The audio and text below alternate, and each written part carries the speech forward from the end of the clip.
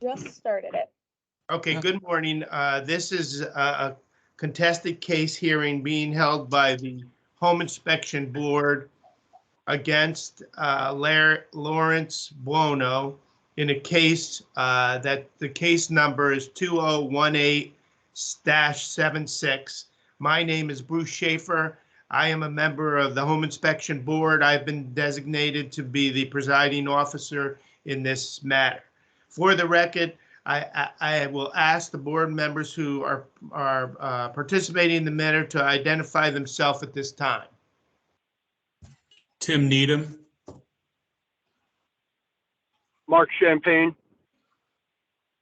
Okay, it is alleged that Lawrence Buono has violated the statute 52-400E of the Connecticut statute and also regulations 20-491-14I and 20-491-14B of the regulations of the Connecticut State Agency. The administration here is being held in accordance with the general statute with the regulations of the Connecticut State Agencies.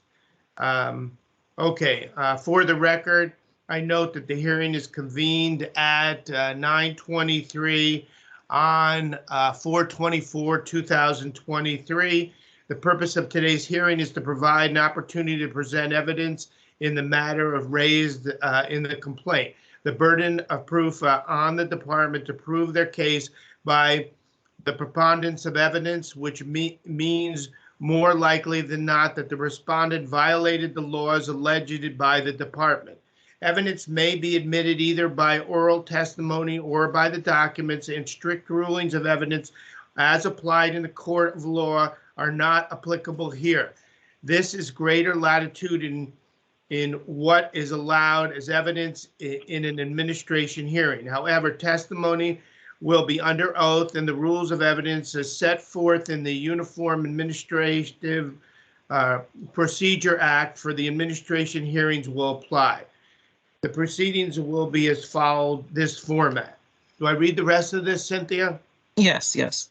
Okay, both parties will be permitted time to present a short opening statement, starting with the Council Department of Consumer Protection. After brief opening statements, the parties will call as witnesses any person present here today who is competent to testify. Please focus on the facts that the board should have in order to render a fair decision. There'll be an opportunity at the end of the hearing for each of these sides to present a closing statement on why it feels the position should be upheld according to the facts that have been presented. All parties will have the opportunity to cross-examine each witness present by any other party. If other one parties have present in this case, any other parties feel it necessary to call further witnesses, they may do. This procedure is followed until all sides are satisfied that the facts presented by each are fully and fairly presented and a factual record is complete. Documents may be admitted into evidence either by agreement of the parties subject to the board's review as relevance and material, and though the testimony of the competent witness. Documents submitted in advance are not considered entered into the record until one of the parties introduce the exhibits on the record during the hearing. Exhibits have not been reviewed or considered by the board in advance of this hearing. Okay. If there's no attorney present, right? Since there are parties who have not been represented by a lawyer, I'm here to assist that the procedural question you may have. If you have any procedural questions, please feel free to ask at any time. Are there any questions? Okay. All right. Please speak clearly, one at a time at the hearing. It's being recorded. Please keep your video cameras on throughout the hearing. Participants should participate in the hearing while driving. Participants should keep their microphones on mute when they are not speaking and to state their name when they are speaking. If the participants leave their microphone on when someone else is speaking, you may place the participant on mute. Please do everything possible to reduce the background noise. Please do not disclose confidential information during the hearing unless it's specifically requested or necessary to put on your case. The hearing is recorded and available at public viewing. Members of the public will not have the opportunity to speak during the hearing. This is an administrative hearing. The public may attend but must remain mute. Exhibits that were sent in prior to the hearing will not be considered unless they are entered during the hearing. To enter an exhibit, submit your party may reference the document, inform the board that they are entering the exhibit into the record. If you have technology issues during the hearing, please call 860-840-2075. You do not need to repeat any of this information. Okay, we're going to confirm the participants. So we can get started.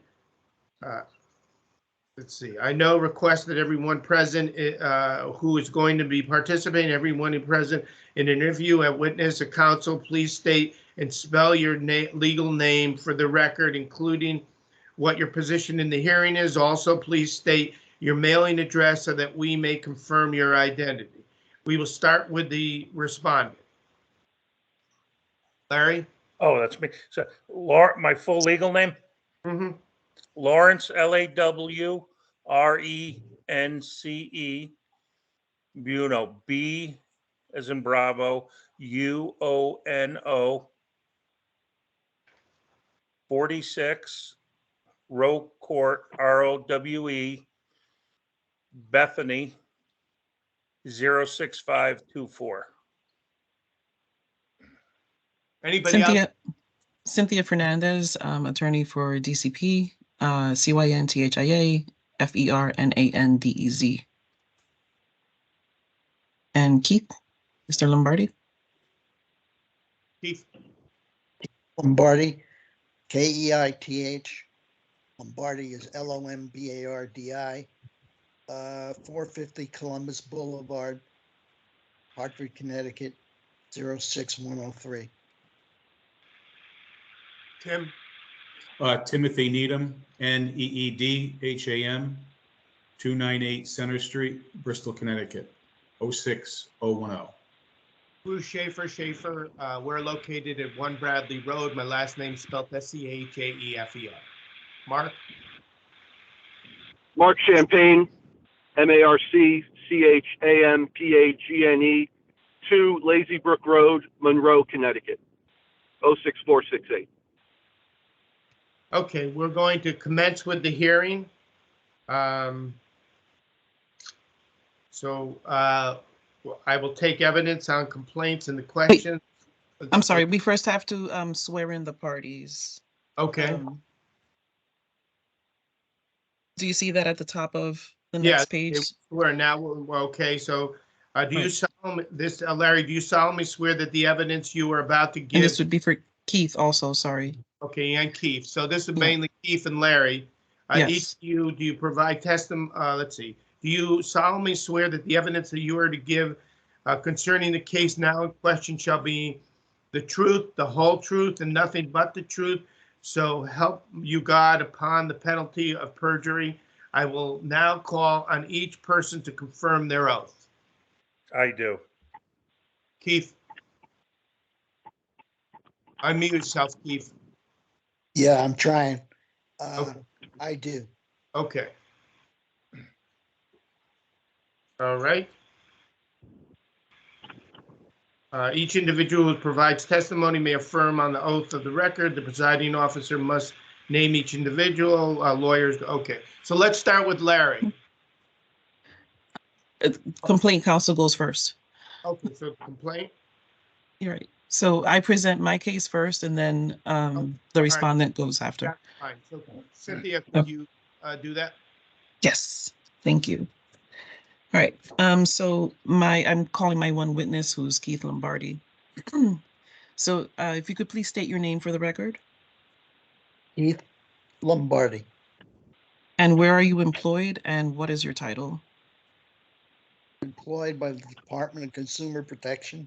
My title is Special Investigator. And how long have you been employed by the department?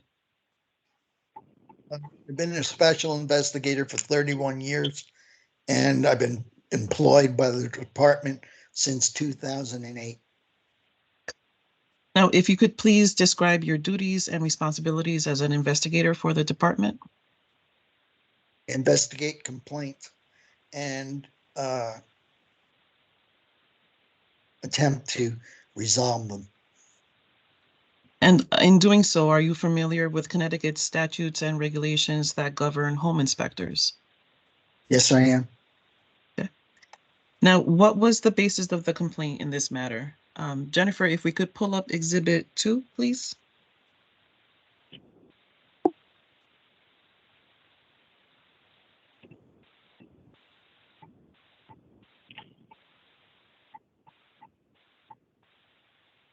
Okay, Do you great. see it? Okay. Yes, yes, thank you. So, Mr. Lombardi, if you could just please describe the basis of the complaint. There was a civil action filed in Superior Court against Lawrence Bono.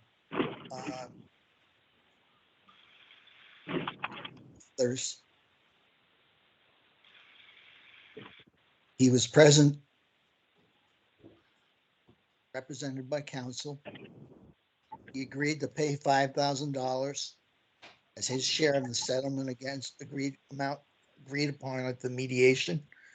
He failed to pay the $5,000 by 20 days as required by the mediation agreement.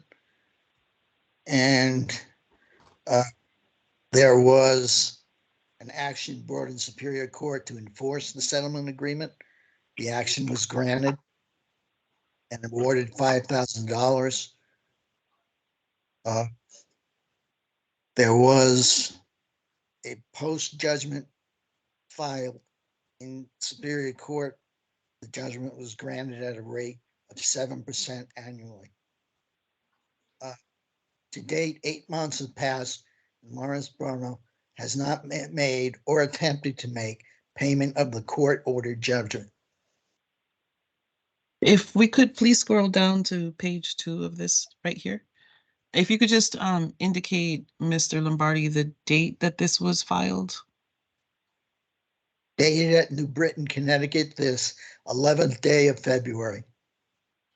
And I guess the next page, if we can go down one more page, will show the year properly, right? When it was received by the department. February 21st, 2018. Okay. Right, thank you. Just for clarity of the full exhibit, if we could just scroll down a couple pages just for the record to show that Mr. Lombardi, if you could just describe the following document, if we can keep going down. Okay, and what would this be, Mr. Lombardi? That's the inspection report for Now, the complainant. was her complaint to the department based on the inspection report itself or on the failure to pay the mediation agreement amount? Failure to pay. Okay, great, thank you. So I'd like to offer Exhibit 2 as a full exhibit. So, Mr. Chairman, if you could just accept the exhibit as I offer them for the record, that would be great. I accept both of those exhibits. So it's only one exhibit so far. It's Exhibit 2. Exhibit 2, I accept Yes. Exhibit 2. Okay, and to clarify, you don't have to accept my exhibits or anyone's exhibits. You do have discretion in that, but if you do or do not, it should be on the record. Okay. I accept the Exhibit 2. Great, thanks. So, okay, so if we could pull up Exhibit 3, and Mr. Lombardi, does the respondent hold any credential issued by the department? Yes, he holds a home inspector license. And can we expand that a little bit, Jennifer? Is it possible to kind of open that up? Megan, yeah, thanks. Can you please read in his credential number for the record? HOI 415. And the expiration date? Expiration date is 6/30/2023. And and the first issuance date.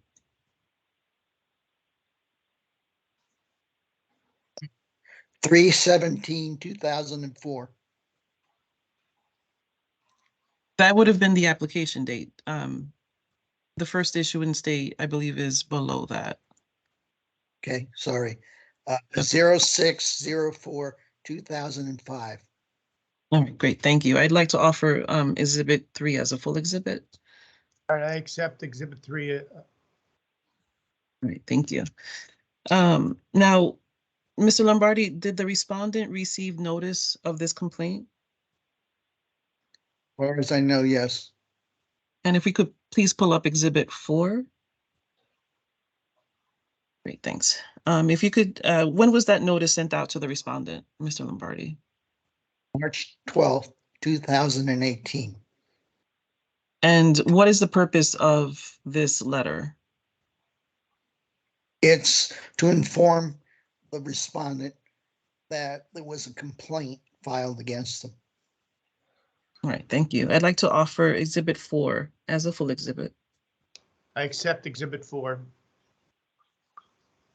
Now, all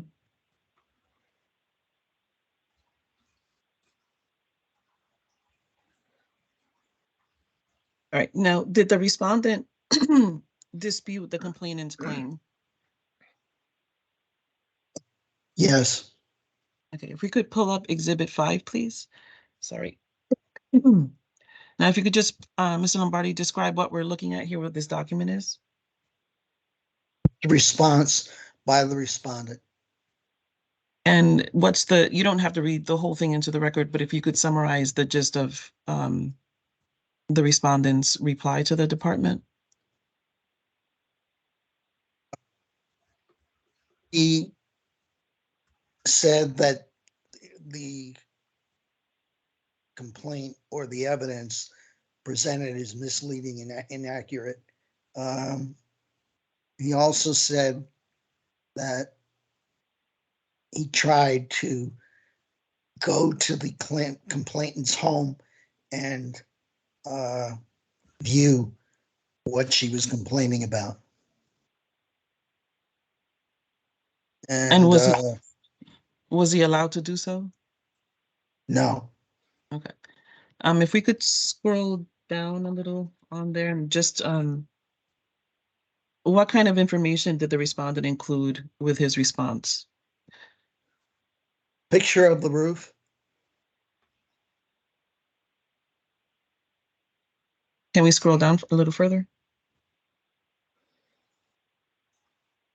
And further? Okay. Now, does this document respond to the basis of her complaint about the inspection or about the failure to pay the court judgment? It's the inspection. All right. I'd like to offer Exhibit 5 as a full exhibit. I accept Exhibit 5.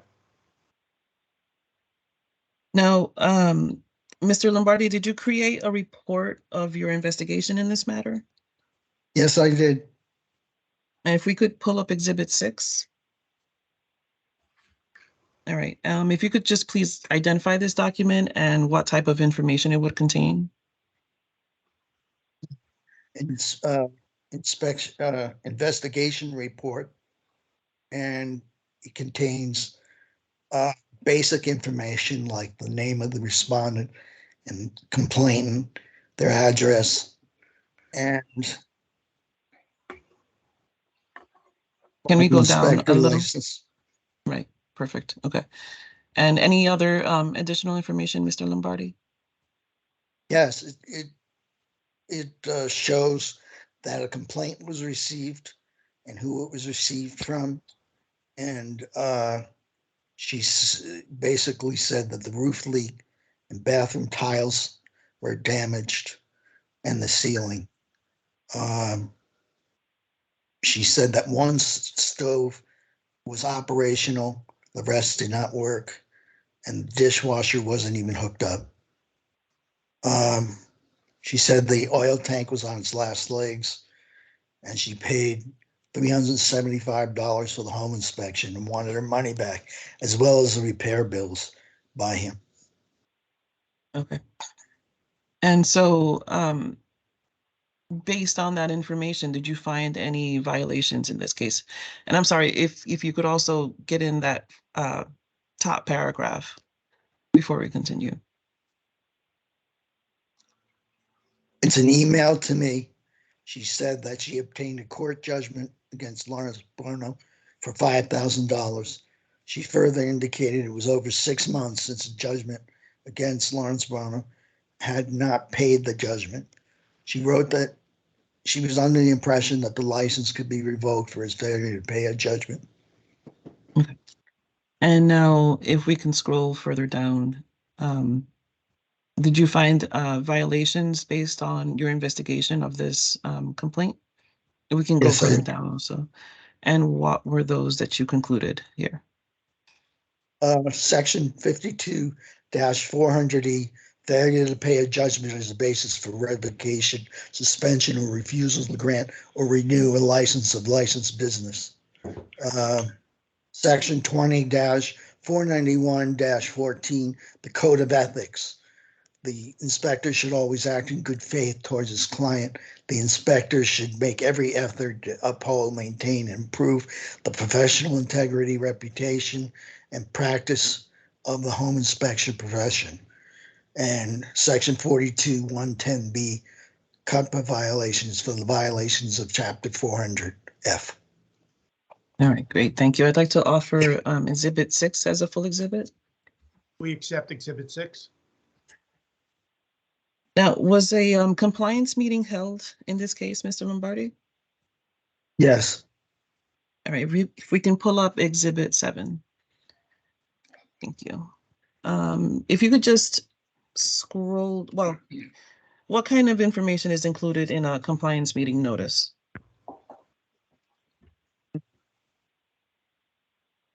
Violations and regulations.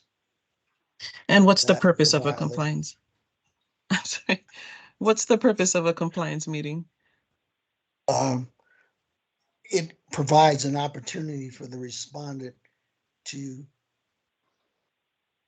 hear his side of the story, and it provides the department an opportunity to examine the situation. And did the respondent attend that meeting? Yes. All right, I'd offer Exhibit 7. I'm sorry, we can scroll down to the second page, please, just to show the date that it was held. What date was the compliance meeting held, Mr. Lombardi? November 10th, 2021. Great, thank you. I'd like to offer Exhibit 7 as a full exhibit. We accept Exhibit 7.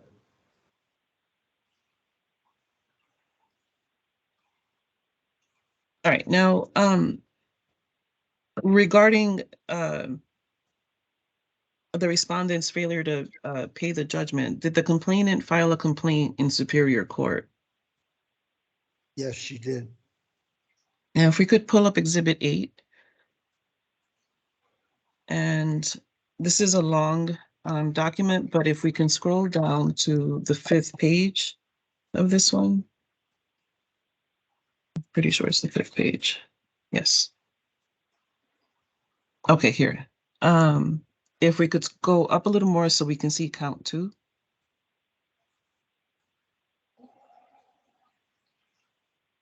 Sorry, can you repeat that? Page 5, if we can go down a little more so we can see count 2 on page 5, right? Okay. Okay. Now, right, perfect. Thank you. Mr. Lombardi, what was the basis of her complaint against Mr. Bono? Negligence against Lawrence Bono. Okay. Now, negligence in what regarding the home inspection, correct? Yes. Give me 1 second. Now, did the complainant reach a settlement agreement with the respondent? Yes.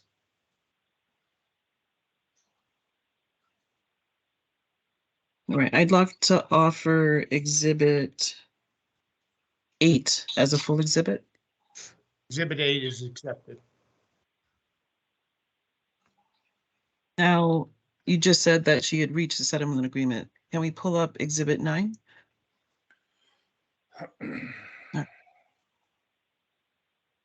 Can we scroll down on this? And a little further. Okay, can we describe, Mr. Lombardi, what this document is, the date and the title? It's a motion for post-judgment interest, And it's dated when? May 24th, 2019. Now, if we could just scroll down, Jennifer, there's an Exhibit B, a couple pages down.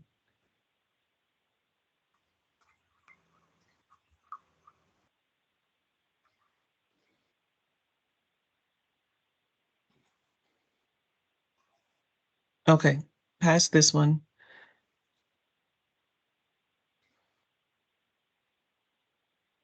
I believe the next one. Right. Okay, here, Exhibit B. You can go down to the next page. Okay. Now, what was the settlement agreement between the respondent and the complainant? If we can go down to where that second paragraph begins with Lawrence Bono, right? What was that settlement agreement, Mr. Lombardi? Florence Bono agrees to contribute the sum of $5,000 to the settlement. So it was between several parties. Right, but as far as Mr. Bono was concerned, it was to pay $5,000, correct? Correct. Exactly.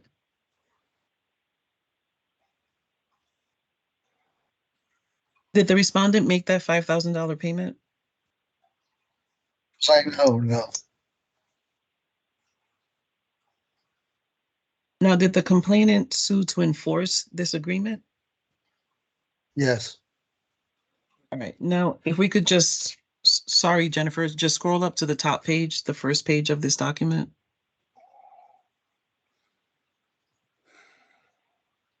And if you could just scroll down a little more to the bottom of this page, the bottom half, right? Mr. Lombardi, when was that motion to enforce the settlement agreement filed? 24th, 2019. Right, okay. Now I'd like to offer Exhibit 9 as a full exhibit. We accept Exhibit 9. Okay, now, did the complainant have to file yet another motion with the court to get, to attempt to receive that payment?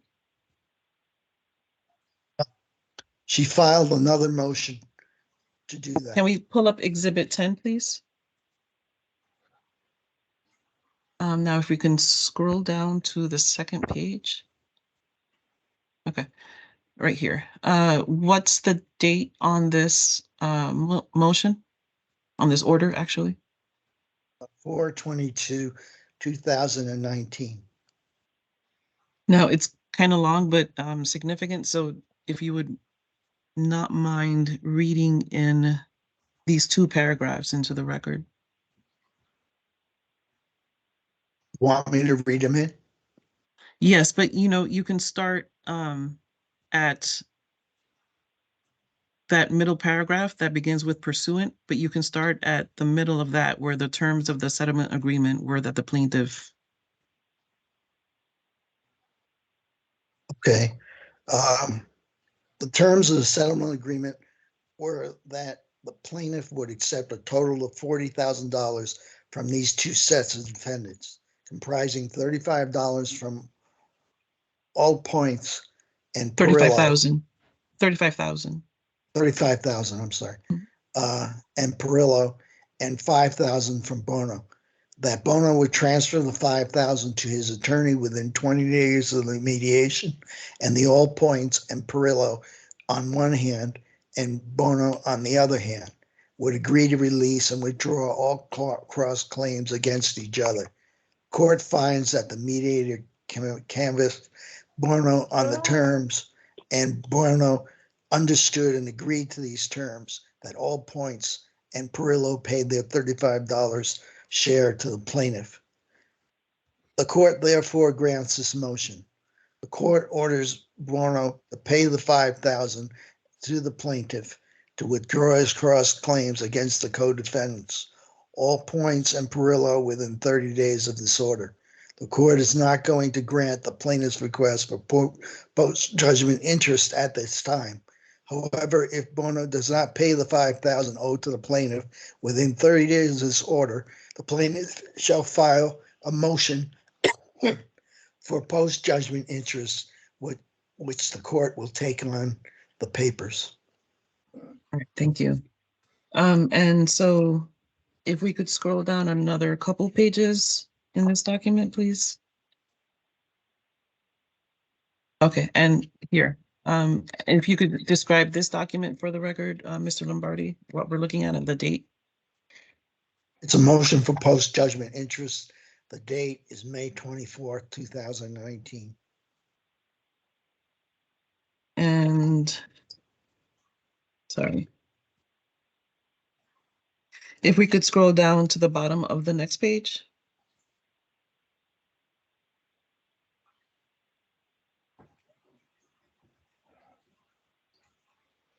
I'm sorry, the very last page of this document would be perfect. Okay, now if you could please read in this order for the record and the date and what court granted it.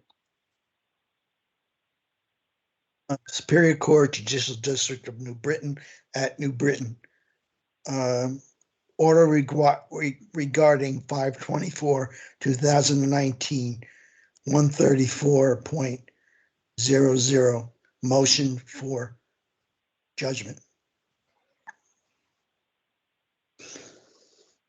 And was that order awarded or granted? A post-judgment interest of 7% was awarded. And what's the date on that order? 7/3/2019. Great, thank you. I'd like to offer Exhibit 10 as a full exhibit. We accept Exhibit 10.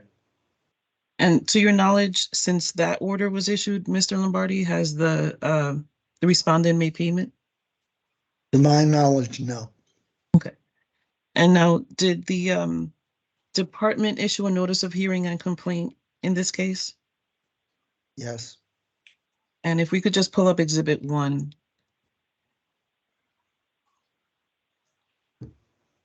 And if you could just describe what this document is, Mr. Lombardi, please. It describes the complaint and the sections of law that apply. All right, great, And- thank you. Okay. And if we could just, sorry, if we could scroll down just to page 3 of this document. And if you could just read into the record, Mr. Lombardi, the prayer for relief requested by the department.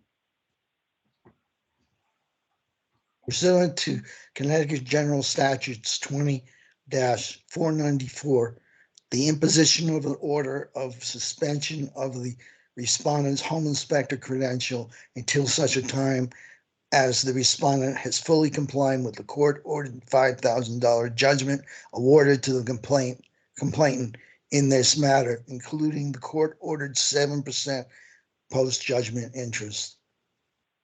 Thank you. I'd like to offer Exhibit 1 as a full exhibit. We accept Exhibit 1. And I have no further questions for Mr. Lombardi. Okay, so do we go on to the defendant? Larry? Yes, Larry? Yes. Now you're going to offer information which it's my understanding that they already tried the case, but and they've already determined that you owe 5,000, then you didn't pay it, and then there was interest put on it, and there was more. That's what was just presented to us. So will you explain to us or show evidence of why you didn't make the payment, and if you're planning to? Okay, so addressing the payment, we had went to mediation. I had retained an attorney, spent over $6,000 to fight this case. And Century 21, the realtor for the buyer, put a suit against me as well. So with my attorney, we had agreed upon Century 20, we would drop our case against them and they would pay the 5,000, because what had happened is their agent sent the complainant a copy of a report that was not a report, and it wasn't supposed to be sent to her, which I have a letter from the agent saying to his attorney that he shouldn't have sent that. It was just, she was going FHA. So she was a very, very difficult person. So I had sent what I had at the time, and it was an incomplete report.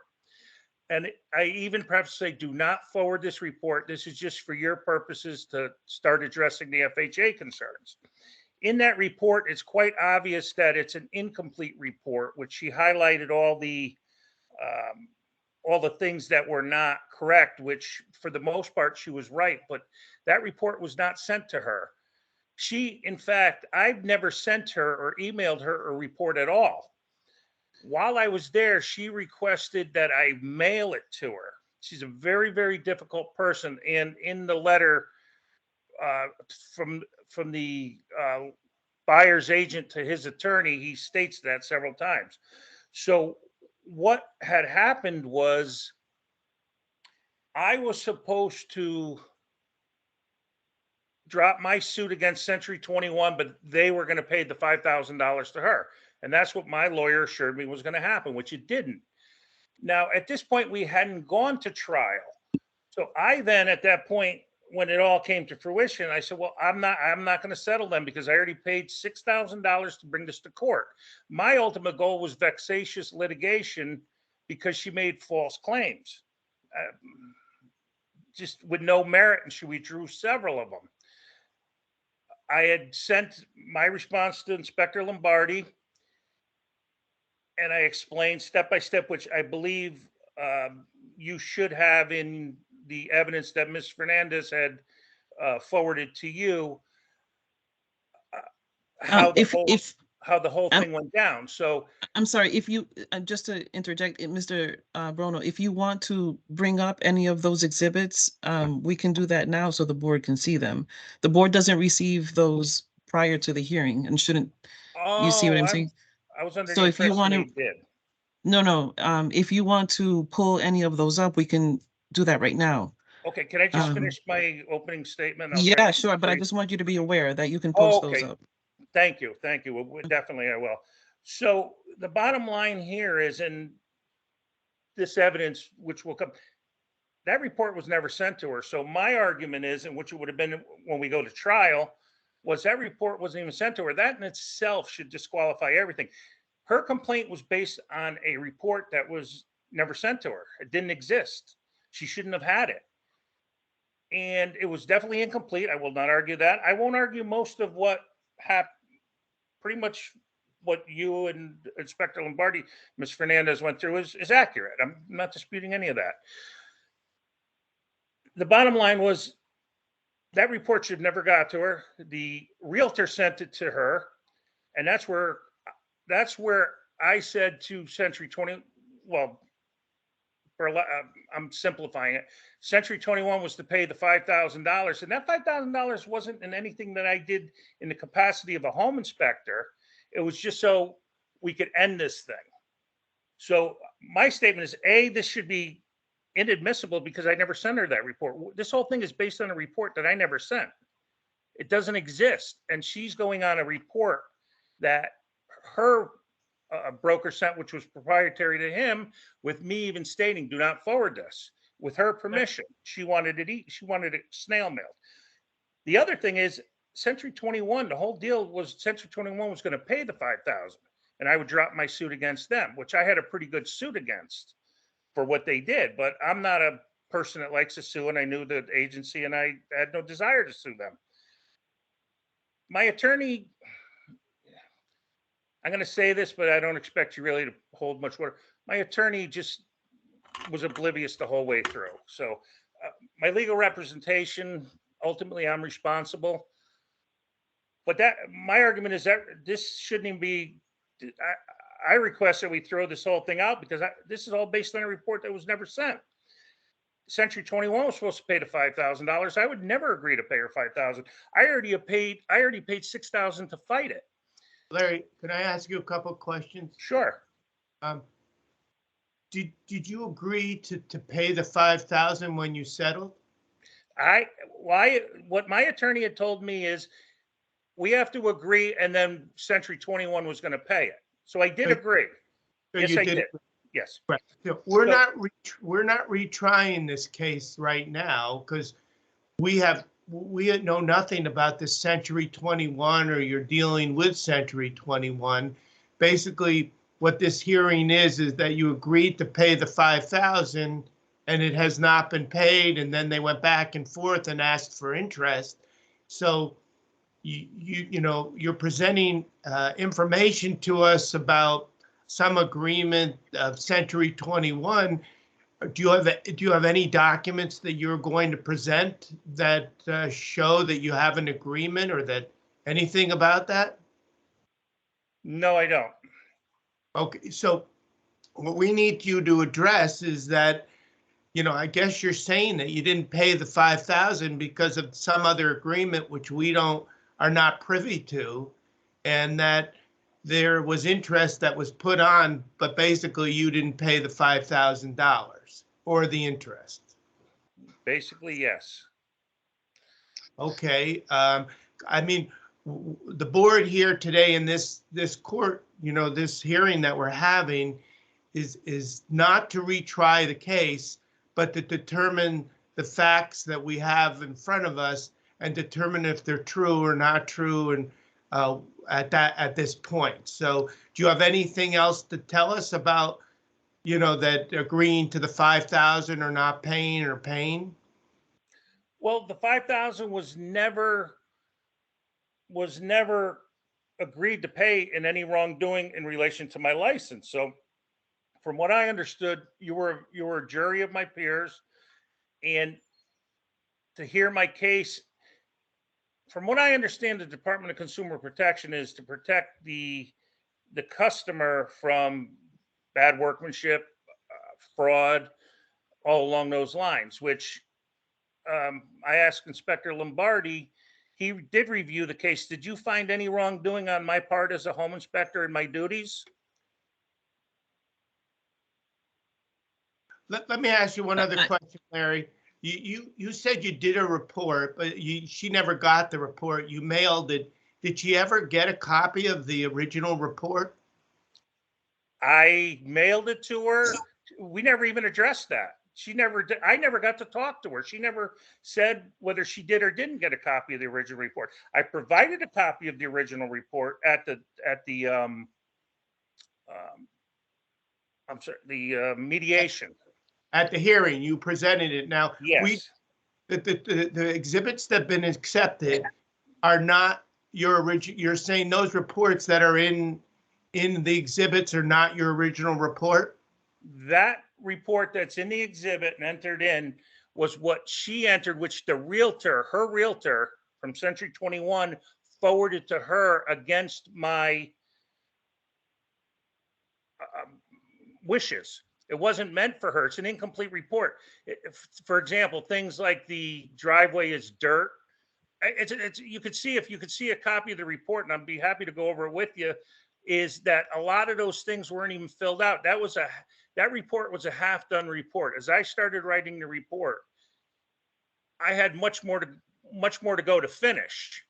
So things, she had made a bunch of false claims that the oil tank was bad, that I didn't go in the attic.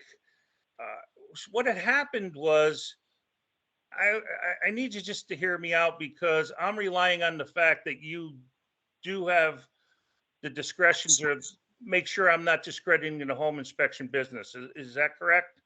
Not really. And today, that's not what our hearing is about. No, but that's what the department is about, and that's what the board's about, to make sure that your home inspectors follow the guidelines set forth in the. But that's not what we're doing here today, Larry. We're, when you're telling me that you had a mediation or court case, which we have in the documents, and at that time you did present your original report, right? At the mediation, yes. Right. So they took all those facts and then they made a ruling. And No, then, they didn't. They made everything was done on that report that was not a report by me to her. So but you had a chance to give them your original report, and then somehow you came to a point where you made a settlement for $5,000. When I gave the original report, it wasn't even reviewed by anybody. I just said, this is what I sent. And that was at the mediation at D-Day time of all of that. The agreement on the $5,000 wasn't anything to do with my licensing or the job I performed. It was for the not going to court and not suing Century 21, which I poses outside the scope of where the board would be involved. So I'm not arguing the fact this woman, and I would like to just present this, even I understand what you're saying, but there's a lot more to this story than just that $5,000 thing. But that's what we have here today. All we're ruling on is that you agreed to $5,000. The court said that would be the settlement. You didn't pay it. That's all we're ruling on, nothing more. I never agreed to pay her $5,000. You just said in your testimony. Right. That's what the paperwork says. The agreement, I'm just explaining what I agreed to. I'm not trying to contradict myself. The whole premise was Century 21 was going to pay her that $5,000. But that's not in any of our documents. Well, I don't doubt that. I'm not disputing that. But I just saying at the time, I wouldn't spend $6,000 to all of a sudden to fight this case, to then agree to give her $5,000. I mean, it would make no sense. So we need some evidence that the 5,000 was contingent on you getting 5,000 Century 21. You're not presenting anything here. I could get that from Century 21. I didn't know. I'm not savvy. So that's fine. I understand. All I could say is this report should never have been to her. She made a bunch of false statements. And Mr. Lombardi, when you investigated me, did I do anything wrong as a home inspector? I'm sorry, I just don't think that's relevant at this point, because that's not. You were not, That's at not this the. point, we're not talking about whether you did a right home inspection or what you presented. We're just, the whole case here is you were, supposedly agreed to 5,000. The court had put that into the, into writing, and it wasn't paid. That's what we're ruling on here today. Well, if that's the case, I thought I was going to have a chance to explain. If that is the case, then I don't know what to say. The fact that I didn't send her the report, and my argument is this $5,000 I agreed to pay had nothing to do with my performance as a home inspector. And that's where I'm a little confused, is why. I can understand Ms. Fernandez's point of trying to get to the bottom, and that's her job. But I figured as the board, you would hear me, understand my situation. And is the board bound by Connecticut to follow the statutes, or are they here to hear the story?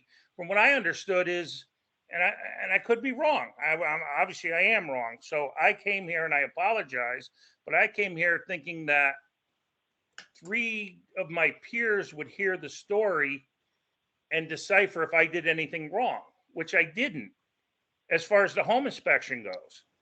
But we're not capable at No, I this. know, I know that, I know you had made that clear, and I get that. I guess I could say I was a little, I misinformed myself. I assumed it was something different. My argument bases around this woman is litigious. She got $35,000 for a leak that happened over 3 months after the inspection. The man who fixed the chimney set up on the lower flat roof. She made all kinds of false accusations.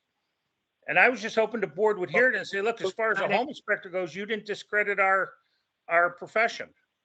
But Larry, we're not here. Okay.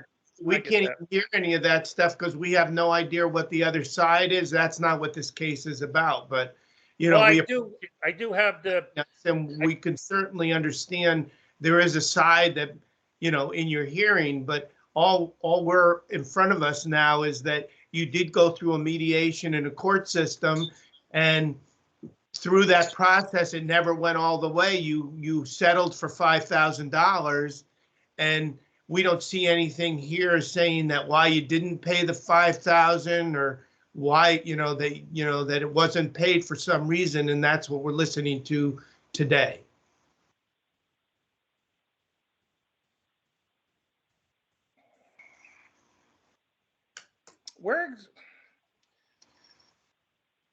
well, then I guess at this point, you guys have already decided, so.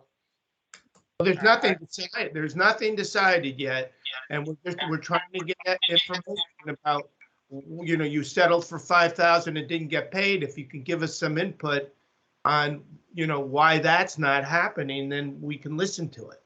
Well, that's why I was explaining why I'm not paying. Because you think that the court case didn't show all the facts. Is that basically what you're saying?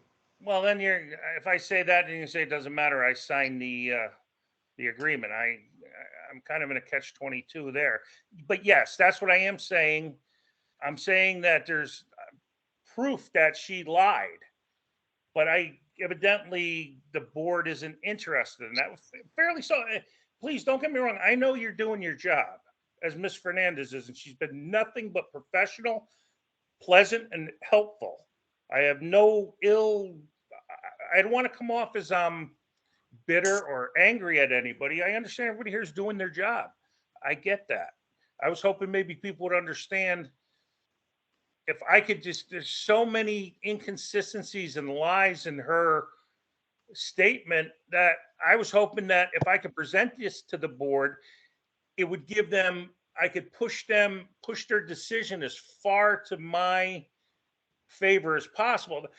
The way let me make this simple. If I went and I did a home inspection, I did a terrible job, I took her money, didn't do anything, I get that. I understand why the Department of Consumer Protection exists. I get it. And it's a great thing.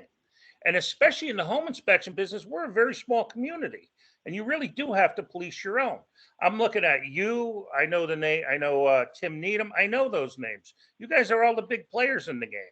I get that. You didn't get where you are by being stupid. I'm not here to try to con you or convince you. I'm here to plead as a simple man that I feel that I've been falsely accused by a litigious. This person was beyond reasonable. She was when I first heard the complaint, I said, well, let me come out and look at what's going on. She goes, no, I don't want you to. You had your chance. She said, if I bring my insurance adjuster, she'll let me in. And then she goes, or I'll handle it myself. This woman had nothing but litigious intentions from the beginning. Larry, let me ask you a question. Once you had the ruling and you agreed to the $5,000, why didn't you ever appeal the case or present all this? Since there are other methods to pursue beside just not paying the money. Okay, and this is, the reason for that is gonna make me sound bitter and childish. And I was hoping I didn't. Here's why. I had an attorney that was horrible. It took her 6 times. You asked the question, so I'm answering it. I try not to slander people that aren't, or say things that are not to defend themselves. It took her 6 times to realize I never even sent a report. I paid her $6,000.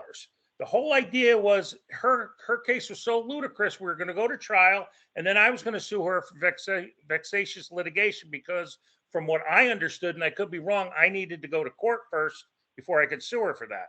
I didn't want to sue her for that, but I know I would win, and I was hoping I could present the evidence to you to show you how insane her case is, which I can. Taking photos like with a child's camera from 1954 and just completely doctoring everything, saying I didn't go in the attic, but I pointed out there was silver insulation, the reflective barrier, and I couldn't see. And then her claim is that there was staining in the attic. She said the oil tank was bad. It wasn't bad. The oil tank was inside. It was conditioned. And as you guys all know, rot usually occurs on the bottom curve. So when condensation gets in there and a little bit of water that's, the oil's floating on the water, and the water that's in the bottom of the tank usually rots the tank on the very radius of the seam. There was no evidence. I even showed a picture of it. She recanted a lot of it. She said, even in my partial report, Larry, just stop you for 1 second. You're not giving the answer of why you didn't appeal the decision or any of that. Okay. You're right. Could, I'm sorry. I apologize. I'm getting a little emotional. We're at a point right now where you're trying to redo your case or present your case. But we're not the right board for that. You're right. I apologize for that. I'm just a little. I assume my attorney had this under control. Then I said to her, you know what? I'm not paying it. Let's go to trial. I'm an idiot. I guess my only answer is I'm an idiot. I don't know. I can't. I just.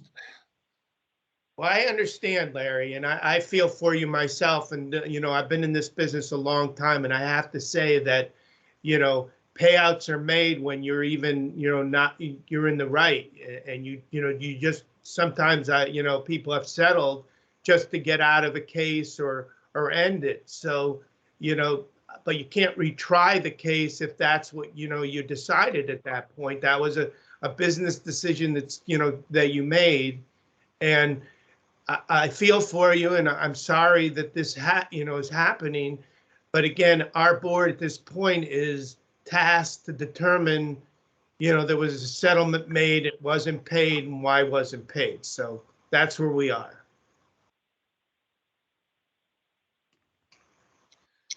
I guess I have no defense. Okay, Cynthia, do we do closing arguments? Yes. Actually, I'm sorry. Can I ask a few questions? Yes. Does the board have the power? Are they bound by, as you as an attorney, I understand how the courts work. Is the board bound the same way? In other words, can they look at a case and use their judgment regardless?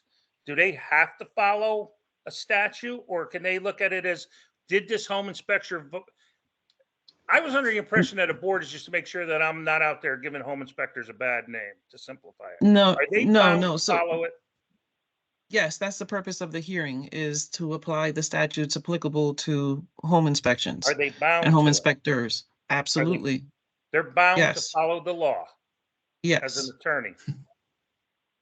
Not as an attorney, but the Well, as purpose an of the attorney hearing would. is to, they're the fact finders in this case to determine whether or not the department has proved its case by preponderance of the evidence for under those 3 violations that were listed earlier in the hearing. So yes, they are bound by that. Of course, they use their discretion, as experts in the field, but they're bound to apply those laws and find for or against the respondent.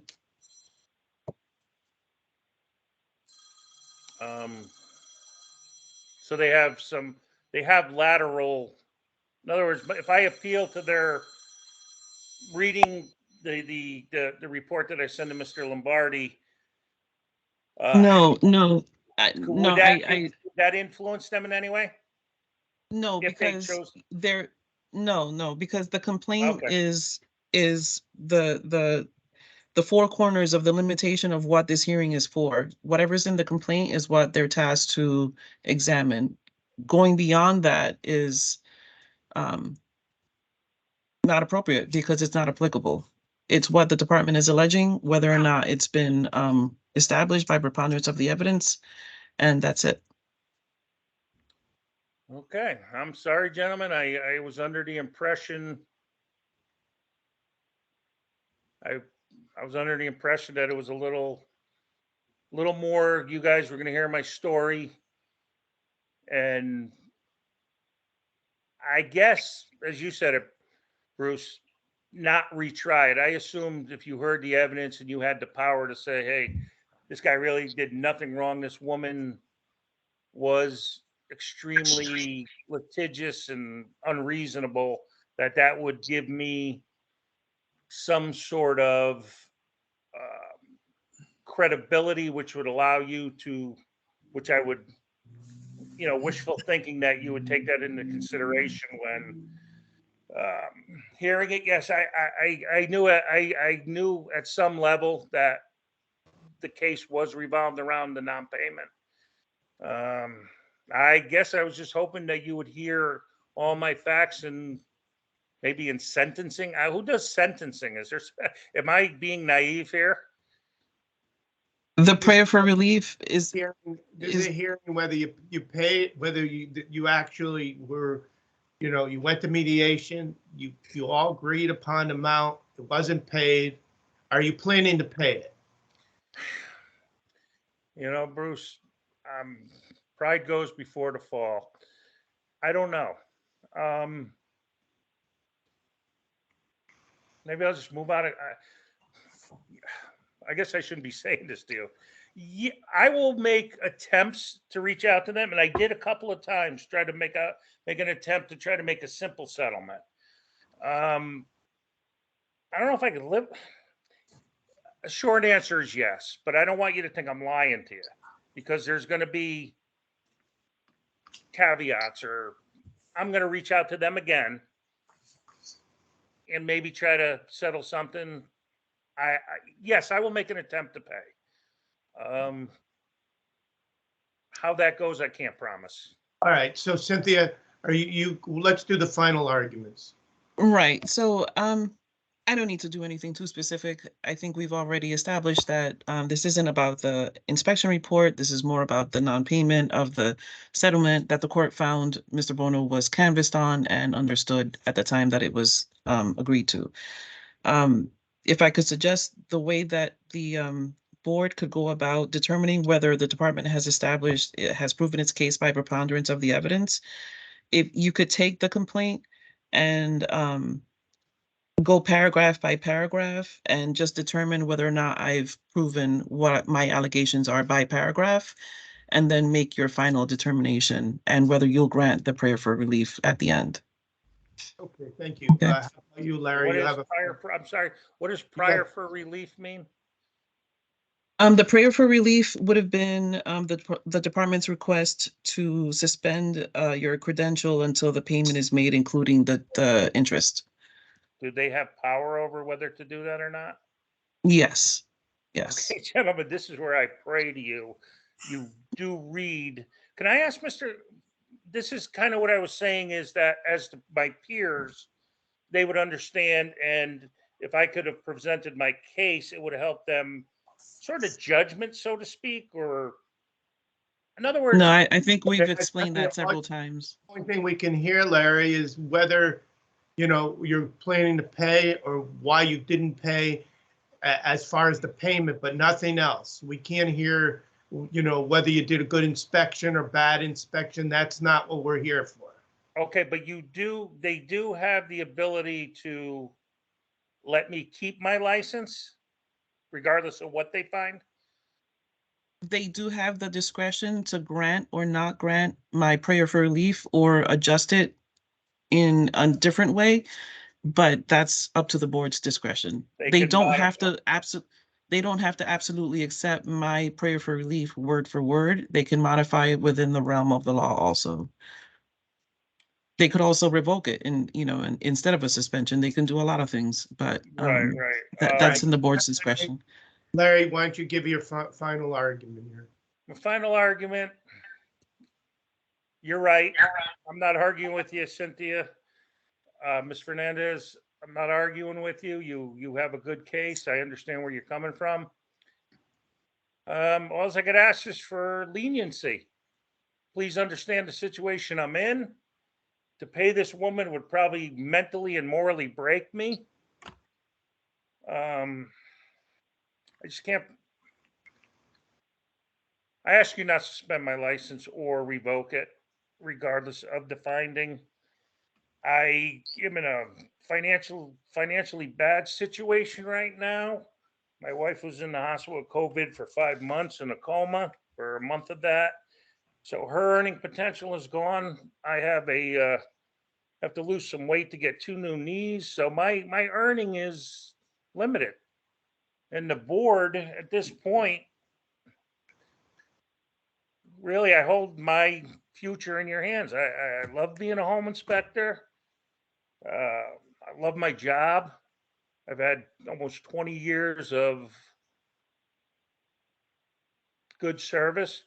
I've had one complaint filed against me by a realtor who said I didn't give the buyers the report. Mr. Lombardi came to my house, and it was better than a Perry Mason case. He saw where I sent it in my email, and we actually called the people, and they said that I did a good job.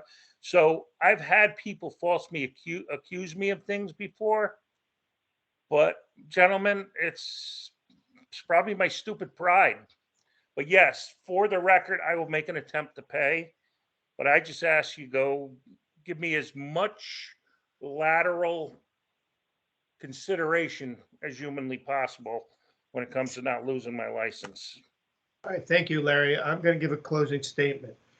I will review all the testimony and documents that have been presented to today's hearing and issue a written decision to each of the parties within 90 days.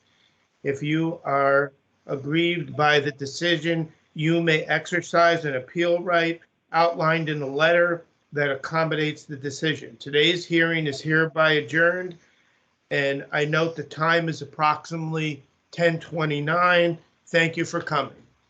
One sec. So we're not adjourned yet. We still have to do the deliberation and the final decision on the record. I thought that, what do you mean, Cynthia? So what I was saying before about going through the complaint and the next step would be that you've got the testimony and the evidence. Now the board would go through, you could read into the record even starting on number 3 of the complaint and just determine whether the department has established its case by preponderance of the evidence. And that would be between the 3 of you board members. And then you can determine whether or not to grant the prayer for relief or to adjust it in your discretion. We go into do we speak amongst ourselves now? No, that's on the record. That's all on the record. Okay, so we're going to make a motion now. You wouldn't necessarily have to make a motion, but you could start with a review of whether or not the department met its burden. And literally, you could just go by 1, 2, 3, 4 in the complaint until it's not too long, less than 2 pages. And then, the 3 of you would determine whether or not I've met that burden. Okay, what page is that? I'm sorry, say that again? Is that on the, I'm looking at the notes that we have. It said here that. Okay. Can Jennifer pull up the complaint so we can Yes. read it? Okay. Yes, Let's see. that'd be great. Which document would you? It would be, yes, perfect. Oh, okay. Right, exhibit 1. So what I mean here is, you could read number 1 into the record and say the 3 of you would determine whether or not I've met the my burden of proving that beyond a preponderance of, by a preponderance of the evidence. Okay, And just, determine yes or no as you go. And that would be until paragraph 11. And then you can determine whether I've established by preponderance of the evidence the 3 violations that I listed, and then determine the prayer for relief. okay, so, number 1, at all times, that right there? Yes, exactly right. All right, so number 1, at all times relevant herein, the respondent engaged in the business of providing home inspection services within the state of Connecticut. So at all times relevant within the respondent engaged. Okay, are we all in agreement that he did a home inspection within the state of Connecticut's relevant, the state of Connecticut? Yes. Yes. Okay. Number 2, the respondent holds the home inspection license, HOI 415, issued by the department reference to the license within the expiration date of June 30th, 2023. Yes. Yes. Okay. Number 3, on February 21st, 2018, a complaint was received by the department indicated that the respondent performed a home inspection at Sophie J. Parr complaint for the property located at 11 Heritage Drive in Southington, Connecticut. Yes. Yes. Okay. Number 4, the complaint stated the respondent failed to properly inspect and did not inform her of leaking roof, which cost thousands of dollars of the bathroom ceiling and walls. The complaint stated that she was informed of a non-working appliance and a disconnected dishwasher and the advanced age of an oil tank. Now, I don't know, that one's going to be a little tough to talk because we didn't really go through the process of the home inspection or home inspection. Those, right, and that's where I presented evidence where Keith identified the roof and mentioned at the very beginning of the hearing, he mentioned the complaint that she made. And that's why it was superficial, because that's not what we were here for. Right. Mr. Lombardi never commented about the condition of the roof himself. Right, right. That's what I It wanted was to just, I would say no. Okay, so we're going to go on. We're skipping 4 and going on to 5. On March 12th, the respondent was mailed a 14-day letter which informed him of the complaint and requested a response of allegations. On March 29th, 2018, the respondent submitted to the response to the complaint in which he denied the complaint's allegation. We saw that. We could agree. Yes. We saw that. Agreed. Okay.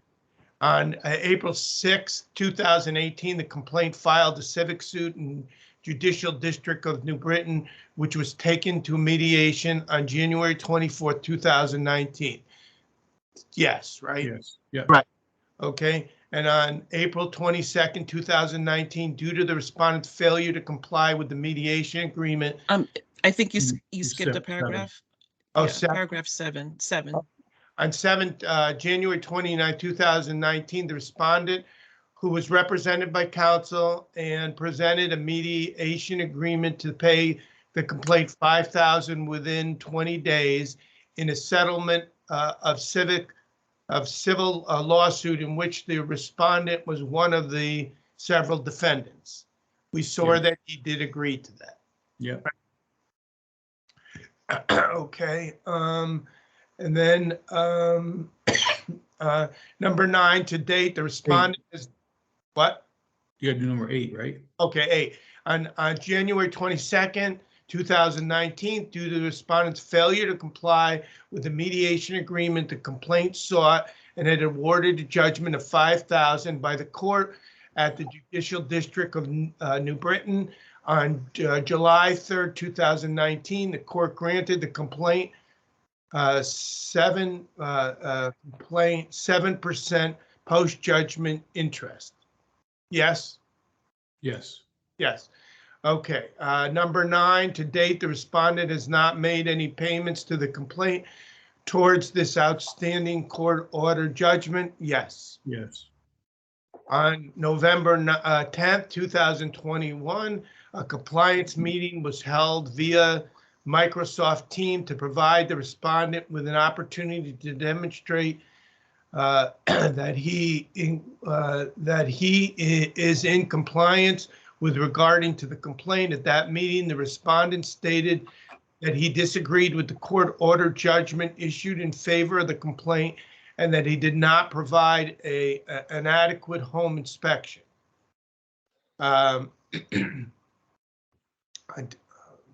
Okay, what do we say on that one? Compliance meeting was held. Complaint will offer complaint anticipated respondent stated. Judgment issued in favor of the Compliance meeting. I say yes, he agreed to all that. I mean, he disagreed with it. He disagreed, okay, Yeah. so that's true. The Yeah. department's allegation, the following violation. The regulation of Connecticut State Statute 52-400C, which governs post 400E, sorry.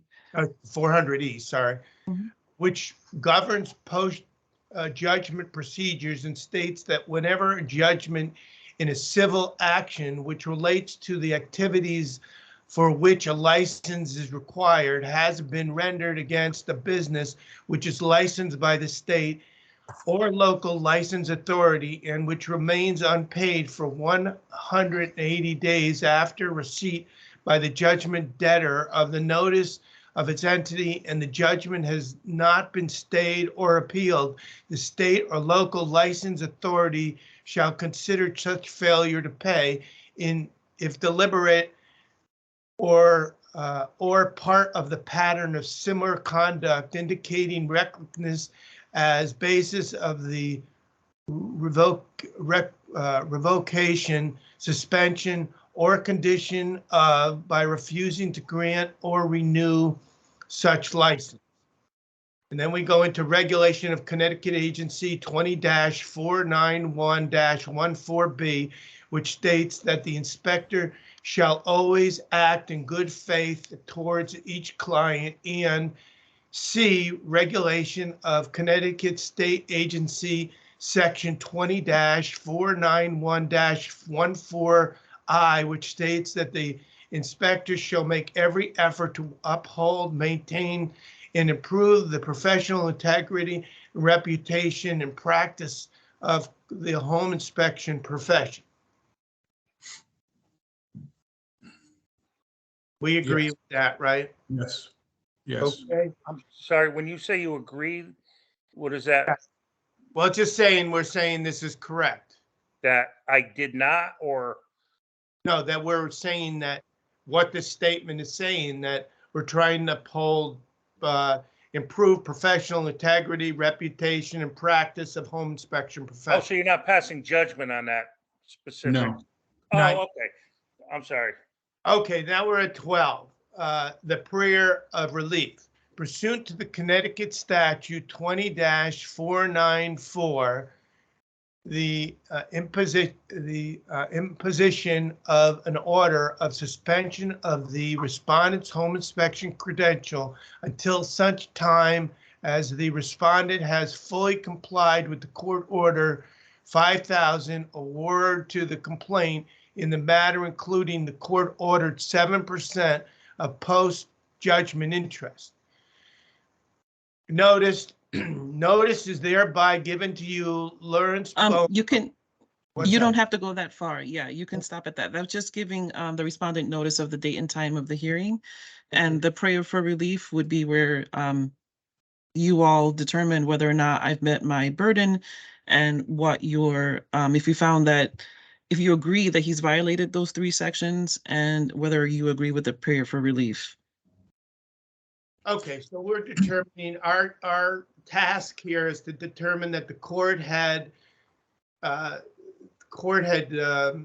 a hearing and that the resolution was that the defendant here was going to pay $5,000, and then they've had subsequent hearing saying that he needs to pay 7% interest on the balance and at that point. So at this point,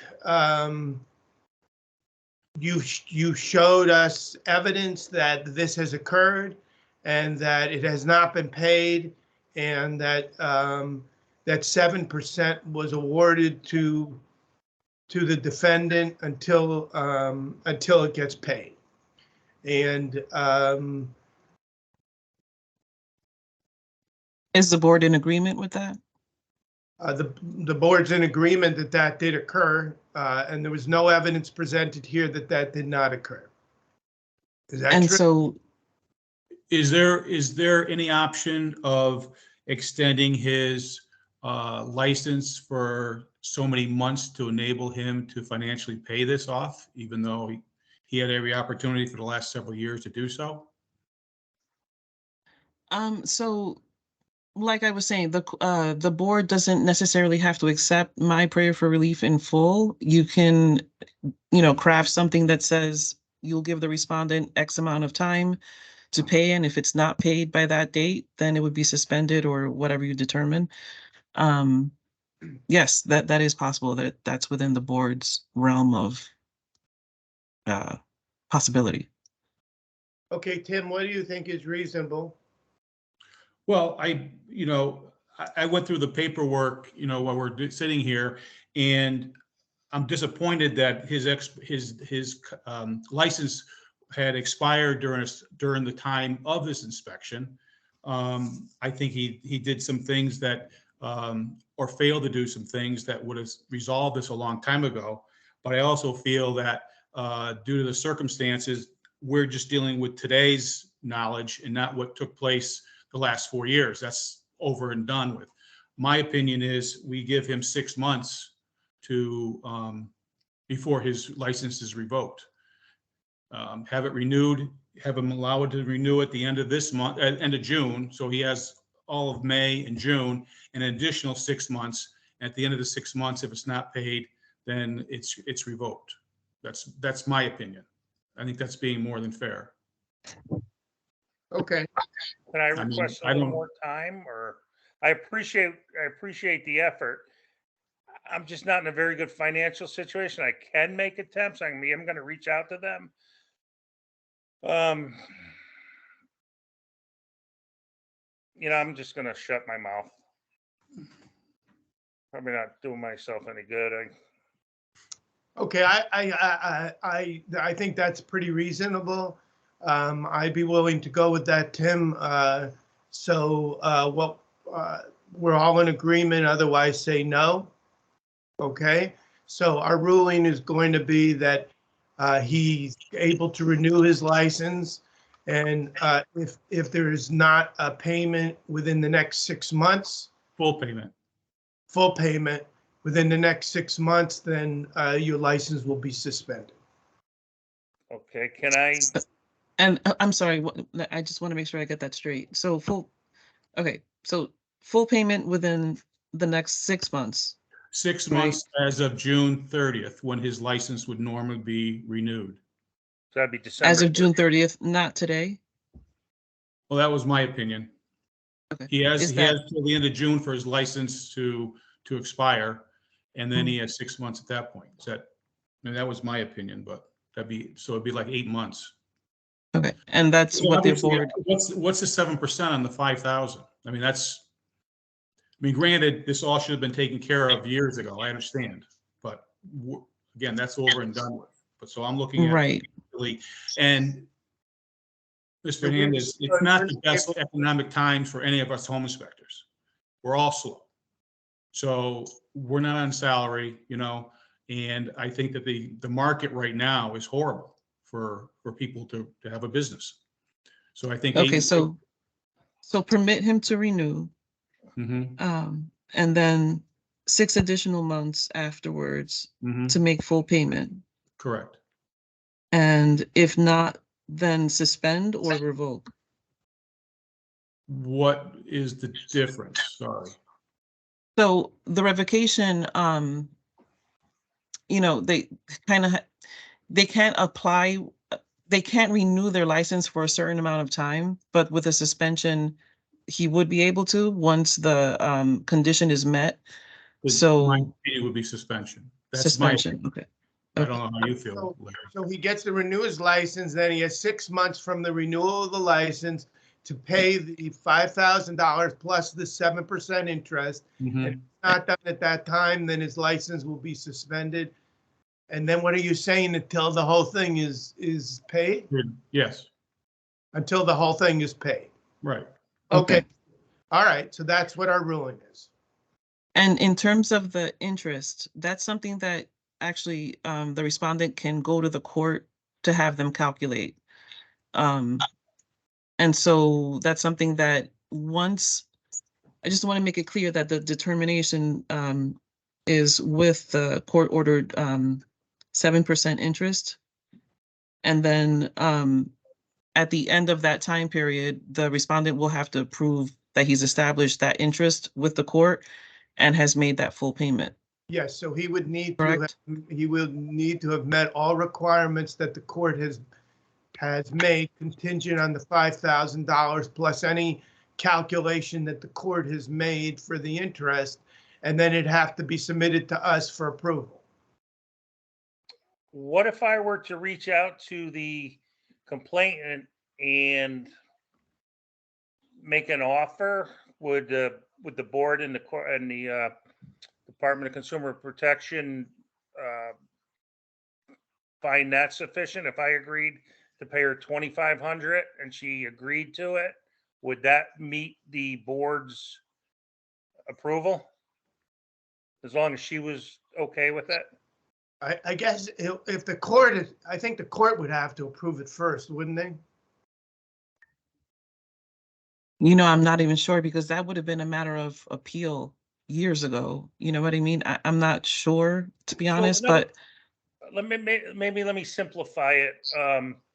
Maybe I'm not communicating. If I reached out to her attorney and I said, I'll give you, say, $2,500 and blah, blah, blah amount of time, and they agreed to it, and that would conclude the case, I would hope the board would realize I settled with her and we're both in agreement. I think we would need some type of documentation stating the Stating fact from the attorney that it was settled. Okay, that's, I don't know, Cynthia, is that, no, I agree. I think Yes. we have to take it as it comes. If that happens, then you could present it again and we'll listen. But at this point, our ruling is what we just said. yeah. right. So in other words, I don't want to agree to pay her, say, $2,500, and the board said, no, you got to pay her $5,000, even though she's willing to accept 25. So if she's willing to, You'd have to get everything in writing and if I signed. do, of course, yeah. And you should get it, certified, and then you send it to us, and then we would see if there's anything we can do. If I satisfied her end of this case, and I said, I'm making an arbitrary number, 2,500. And she said, fine, you give me 2,500 and we're done. I'll drop, or whatever the proper term is. I'll consider the debt paid. Would the board then at that point, if she was comfortable and agreed to it, or would the board still force me to give her another $2,500 even though she agreed to 2,500? We can't decide on any of that right now. So this is all we could decide on. If something else comes up, then you present it, all right? So here's the caveat I'm going to give to that. So that if the board is ordering today the full payment with, did somebody say something? No. Okay. If the board is ordering the full payment today with interest and he comes with less than that, on paper, he's not satisfying the board's order. So the board could make the order that you just did, the 5,000 with interest. You could also maybe make a carve out that if the respondent is able to settle to the satisfaction of the complainant for a lesser amount, then he would have to present that evidence also in order, to resolve the case, something like that. You want to do that, Tim? That sounds great. I mean, Okay. as long as the plaintiff's the one who's satisfied, Oh, yeah. You, that's the, you come to us with a certified letter stating that the person had been willing to settle for something different and you paid her and you showed that, then we'll certainly we'll listen to that. Okay, thank you. And within the same time frame as Correct. in Yeah. the, right. Well, I thank you, and I don't know if you had a chance to read my. Oh, I know what questions I had. I'm sorry. You had said that did they agree on all three sections? So are you saying, did they understand it or do they agree all three sections? You met your. Meaning that I meet my burden of proof Proof. on the 3 violations that were alleged by the department. Even though, so one of them was that I did an adequate home inspection, which I didn't really get a chance to defend. So I'm a little confused on that. No, I we didn't. didn't rule on that. I think that was on. No, Oh, so you haven't ruled on that yet? no, I didn't make that Not gonna rule allegation. on that. We're not, that's not part of this hearing. No, yeah.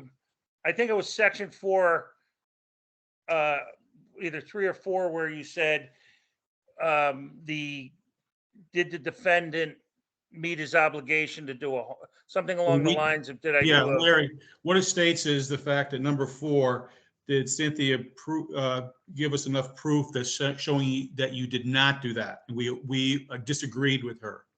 Oh, okay, okay. All right. Yeah, So that section only describes what the complainant stated. It's not Right. my allegation. It's what the complainant said, that you caused thousands of dollars of damage and that, et cetera. That's not from the department's point of view. That's just simply saying what the complainant said. So now the 90-day, up to 90-day to respond, have we just did it today, or am I still going to expect something within 90 days? Right. So the decision, you'll get a written decision within 90 days and it'll be effective as of the date that it's signed by the commissioner. But, it gives you a head start on putting some money together, starting to make payments or something to resolve the case. But you will get a written decision. I'll mail it to you and also email it to you. Now, you had mentioned an appeal before, Meaning, that I could appeal this, or. That was for court cases and stuff like that, not for this. you I'm can sorry. appeal this case. So Right. these cases are appealable to the Superior Court.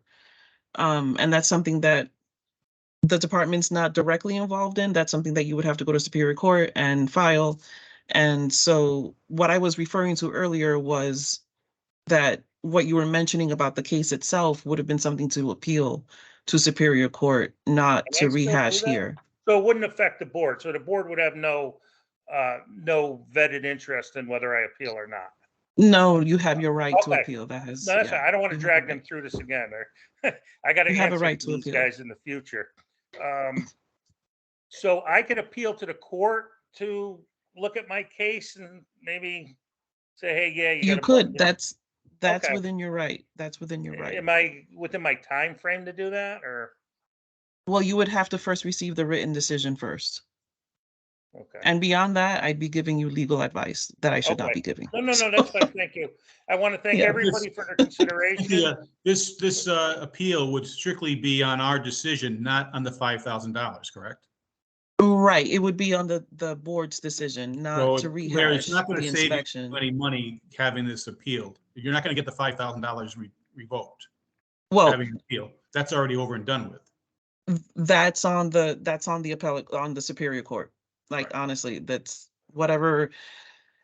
Any appeal from here would be based on the board's determination in this case, and that's within the court's discretion not to rehash the original Correct. case. Yeah, It's don't it's get me limited wrong, to this gentlemen. record. I'm not suggesting I'm gonna fight you tooth and nail. I'm just curious Yeah. what my options are. The appeal would be that you didn't prove your case of all the facts that you gave us. I didn't get a chance to prove my case. Right. Okay. Okay. Or that you disagree with with the board's decision. Right. Do I Okay, read, and do I read the closing statement again? I heard. I you're guess, okay. no, I guess you can say that it's adjourned and the time. I'm All right. okay if he doesn't. All right, so Yeah. we're adjourned, and then now it's 10:56 on 4/24/2023. Thank you for everybody trying to be as professional as possible. Thank you. Definitely. Thank you Thank so you. much. Best of luck.